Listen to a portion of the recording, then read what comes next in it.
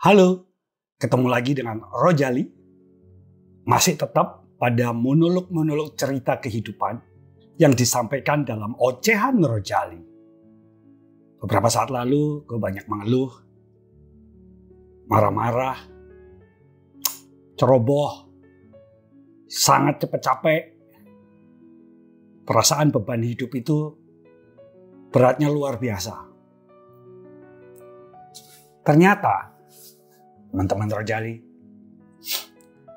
itu adalah sesuatu memang yang harus dilalui. Perjalanan kehidupan yang tidak mudah setelah kita bukan diusir sih, tidak berhak lagi di Taman Firdaus karena kesalahan kita sendiri. Ada satu fase yang disebut krisis. Krisis adalah sesuatu yang harus disikapi secara cepat. Karena hal yang terjadi pada krisis itu dapat mengakibatkan hal-hal yang lebih buruk. Krisis apa? Krisis separuh baya.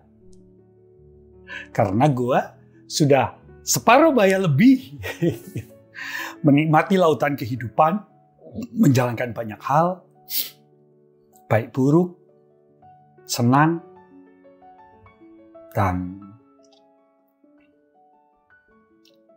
itulah perjalanan kehidupan. Krisis atau midlife crisis. Apa itu? Apa sih? Makanan apa sih? Jadi biasanya krisis ini mulai muncul. Ya, kisaran orang-orang yang berusia 30 sampai 35 tahun. Di usia itu, pikiran manusia cenderung dipenuhi oleh emosi, memori, bahkan tujuan hidup baru. Untuk memahami lebih jauh tentang midlife crisis atau krisis paruh baya, kira-kira apa aja ya ciri-cirinya? Ayo, Rojali ocehin ya. Midlife crisis adalah satu periode waktu di mana seseorang memiliki kekhawatiran tentang kematiannya, apa yang sudah ia capai dalam hidup, dan akan seperti apa kehidupannya di masa depan nanti. Hal ini umumnya dialami seseorang ketika mulai menginjak dan berjalan di atas usia 30 tahun lebih. Ya 30-35 itu mulai gejala-gejalanya ada. Biasanya midlife crisis atau krisis paruh baya disebabkan oleh ketidakpuasan seseorang dalam kehidupannya. Banyak orang yang sedang mengalami midlife crisis mengambil langkah untuk mengatasi ketidakpuasan tersebut. Misalnya, mencoba karir baru atau mengubah perilaku. Ya, macam-macam lah. Apa penyebab life crisis itu? Tadi sempat gue bicara atau Oce tentang memikirkan tentang kematian, apa yang sudah dilakukan. Itu adalah sebuah evaluasi kehidupan. Orang mulainya 30 sampai 35. Mulai meningkat di 40, meningkat lagi 45, dan mulai terasa banget itu di 50 tahun ke atas. Kita akan merasakan emosi yang campur aduk lebih daripada gado-gado aduk. Campur aduk.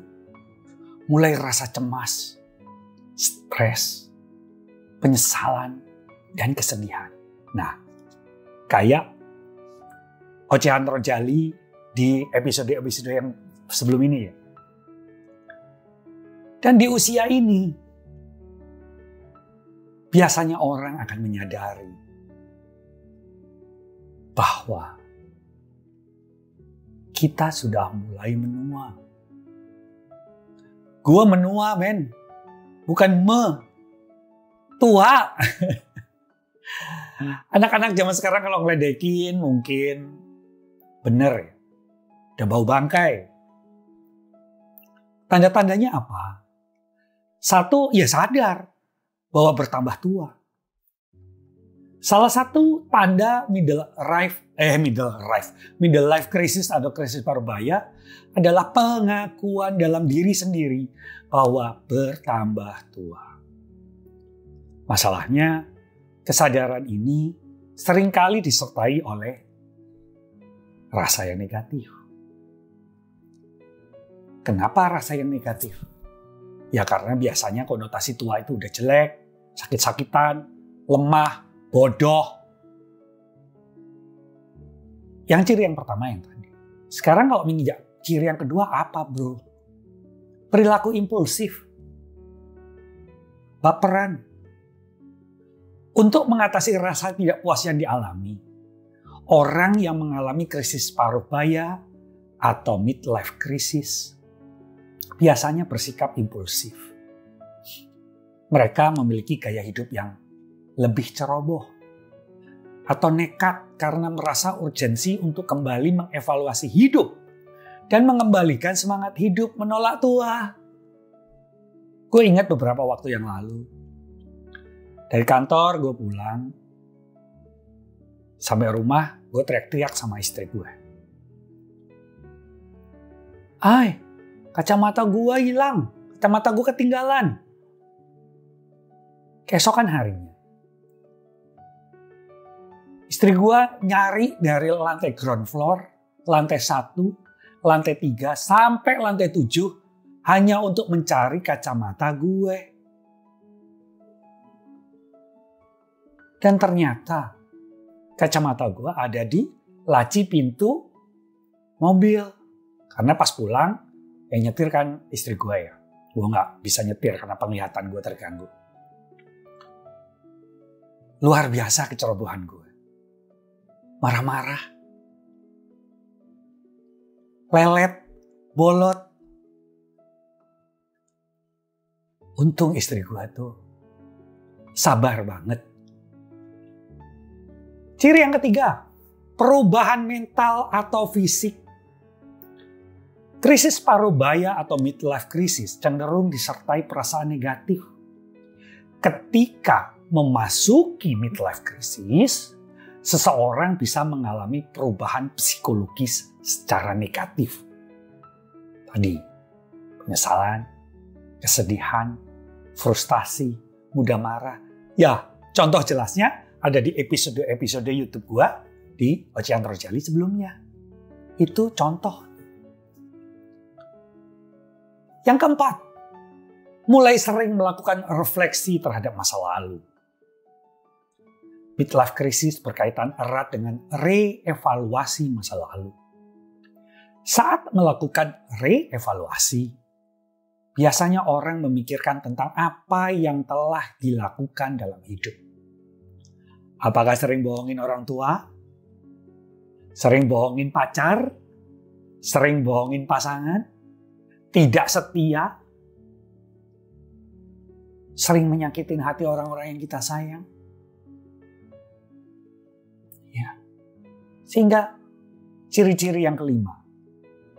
Biasanya orang dalam krisis parubaya merenungkan tujuan dan arti kehidupan.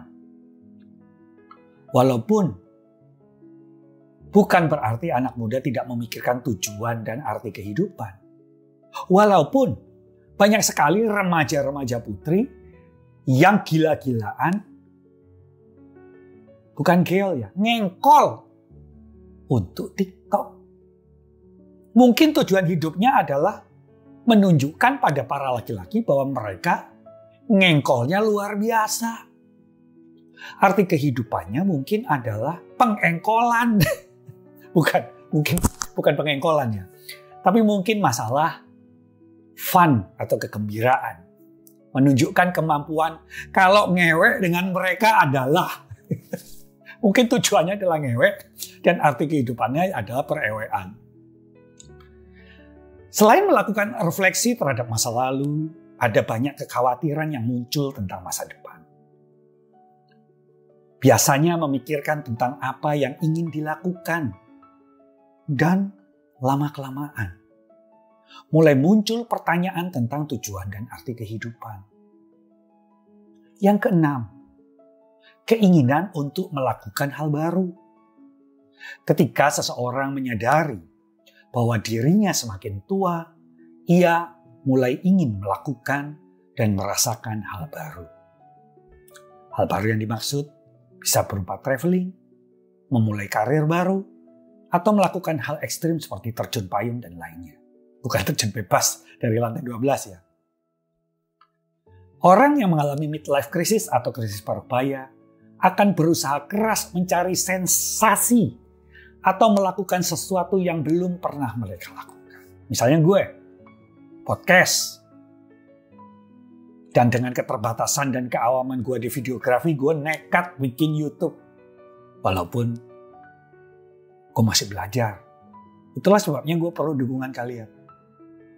Yang ketujuh, khawatir dengan penampilan dan status. Statusnya apa? Janda, duda, single, bapak-bapak, atau mama muda, mama tua. Saat melalui midlife crisis atau krisis paruh baya, seseorang bisa menjadi terlalu memikirkan tentang penampilan dan status. Orang yang mengalami midlife crisis tersebut melakukan berbagai hal untuk mengubah penampilan. Seperti mewarnai rambut, mengubah gaya berpakaian, hingga melakukan operasi plastik.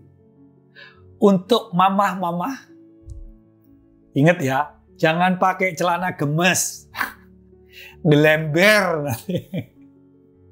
Dan yang melakukan operasi plastik, kalau sudah melakukan operasi plastik, jangan ngaku digebukin sama preman.